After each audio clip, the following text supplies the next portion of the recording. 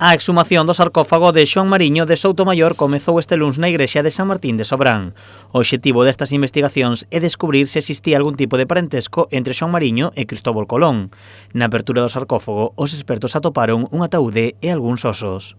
Bueno, es que la apariencia inicial, lo primero que hemos visto al abrir la tapa, estaba completamente vacío y arriba había esas tablas que pueden ver ahí, que se han sacado, y se podía distinguir pues este hueso de ahí, que es una tibia y un radio. Poco a poco hemos ido levantando todas las tablas y han ido apareciendo el resto de los huesos. Os antropólogos creen que os osos pertencen a unha soa persoa.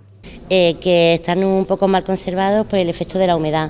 No están en conexión anatómica, sino que están todos amontonados en la parte de la cabecera de la sepultura, y ahora mismo estamos intentando sacarlos, documentar todo el material que hay, que efectivamente parece que es del mismo individuo, y ya ha aparecido un fragmento de cráneo, pero bueno, está un poco deteriorado. A pesar da súa mala conservación, os antropólogos están contentos co estado no que se atopan os osos, xa que aínda permiten continuar cos estudos.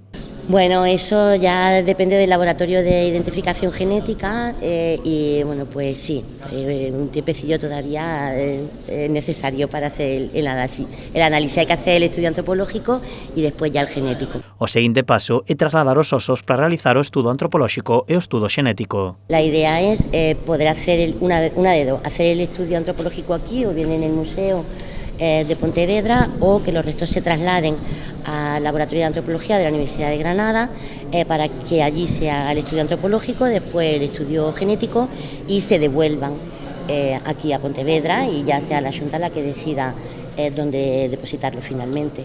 Con estes estudos búscase obter mostras de ADN dos osos de Xoán Mariño e comparalos cun suposto curmán que era parente de Cristóbal Colón, sempre baixo a teoría que afirma que Colón e Pedro Madruga son a mesma persoa.